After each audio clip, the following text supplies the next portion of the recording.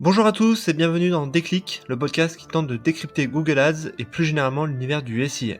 Je suis Jérémy Lacoste, consultant SIA depuis plusieurs années et j'aurai le plaisir d'aborder plusieurs fois par mois une problématique search. Sans langue de bois mais toujours avec bienveillance, l'ambition au cours de chaque épisode est de déconstruire les mythes autour de Google Ads, une plateforme qui vient de fêter ses 20 ans en partageant mes échanges, lectures et retours d'expérience. Pour ce troisième épisode, passons ensemble au peigne fin les opportunités ou non de basculer une partie de ces mots-clés sur un ciblage large. Après avoir longtemps été au purgatoire, voilà que ce ciblage a désormais le vent en poupe et est même fortement recommandé par les équipes Google. Pour rappel, lorsque vous décidez de vous positionner sur des mots-clés, il est nécessaire d'y associer des types de correspondances. Jusqu'en 2021, il en existait 4. Le ciblage exact, qui dit à l'algorithme de ne diffuser l'annonce que si la requête de l'internaute correspond exactement au mot-clé acheté. Dans les faits, depuis plusieurs années, Google rend de plus en plus flexible cette notion d'exact, puisque les accents, les pluriels ou même certains misspellings sont désormais compris. Ensuite, il y a le ciblage expression qui déclenche la diffusion d'une annonce uniquement si la requête a la même signification que le mot-clé.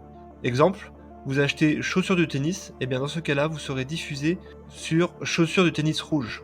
Autre ciblage, le fameux large modifié qui a longtemps été un graal pour les experts SIA, mix idéal entre l'expression et le large, il a été supprimé mi-2021 par Google. Enfin, il reste ce qui va nous intéresser, le ciblage large. Si historiquement il est peu utilisé car assez peu qualitatif, la récente refonte opérée par Google permet une meilleure compréhension du couple mots-clés et requêtes et donne ainsi sa pleine légitimité à ce ciblage. De là à en faire un incontournable dans les comptes SIA, c'est ce que nous allons voir. Allez, je compte les points. Côté pour, il y a à mon sens deux arguments principaux. Le premier est, je l'ai dit, la montée en maturité et en précision de l'algorithme sémantique. Avec la refonte de l'approche des types de ciblage opérés en 2021, le match type large d'aujourd'hui correspond grosso modo au ciblage expression d'il y a un an, avec une profondeur sémantique un peu plus grande. Même s'il est toujours nécessaire de contrôler les termes de diffusion sur lesquels sont diffusées nos annonces, les mauvaises surprises sont moins nombreuses. Le deuxième argument est le reach incrémental qui permet de travailler ce ciblage. Si vous évoluez dans des marchés très concurrentiels, les top mots-clés sont déjà sûrement achetés par la plupart de vos concurrents. Aussi, basculer une partie de vos mots-clés en large vous permet non seulement de faire baisser vos CPC moyens, puisque par définition moins onéreux, mais aussi de travailler la longue traîne et des requêtes non identifiées. Je rappelle que Google communique sur le fait que chaque jour, 15% des requêtes n'ont jamais été réalisées sur le moteur de recherche depuis sa création. Côté contre maintenant, il faut aussi entendre les arguments. En activant le ciblage large, encore une fois, nous laissons à l'algorithme Google le soin de décider lui-même les termes de recherche qui lui semblent pertinents par rapport à notre univers sémantique. Est-on prêt à céder encore un peu plus de notre libre arbitre en tant qu'annonceur? C'est ça la vraie question. Car même si l'algorithme a gagné en précision, les délices de la langue française lui réservent encore quelques pièges. Pas sûr par exemple qu'il arrive à différencier les différents types d'assurance, à moins de procéder à un fastidieux travail d'exclusion. Autre point, l'activation du ciblage large peut de facto engendrer une baisse de la pertinence du contexte de diffusion de vos annonces avec 3 conséquences. L'investissement de budget sur des mots-clés un peu moins centrés sur votre core business, un territoire de marque potentiellement moins maîtrisé et un quality score dégradé à cause de CTR en baisse. C'est finalement cette quadrature du cercle auquel sont confrontés les annonceurs. Se concentrer uniquement sur les mots-clés marché avec un ciblage exact et expression, c'est s'assurer une maîtrise totale de la diffusion, mais aussi la garantie de CPC très élevée.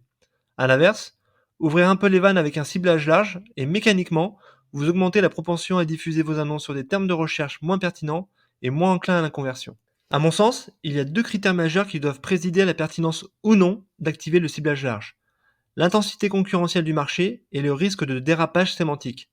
Ainsi, si constamment les cas de position SIA Premium sont occupés et que vous évoluez dans un secteur cloisonné, alors le ciblage large couplé au ciblage exact me semble tout à fait pertinent.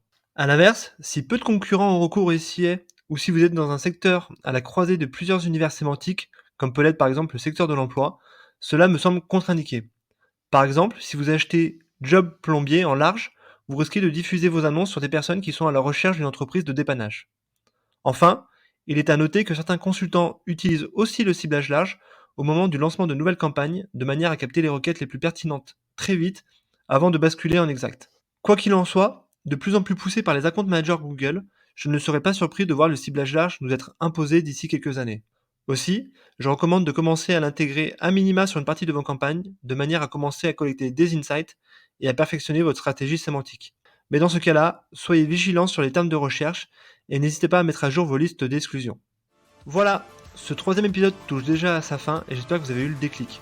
Comme toujours, je suis preneur de vos feedbacks ou propositions de sujets en commentaire ou par message privé sur LinkedIn.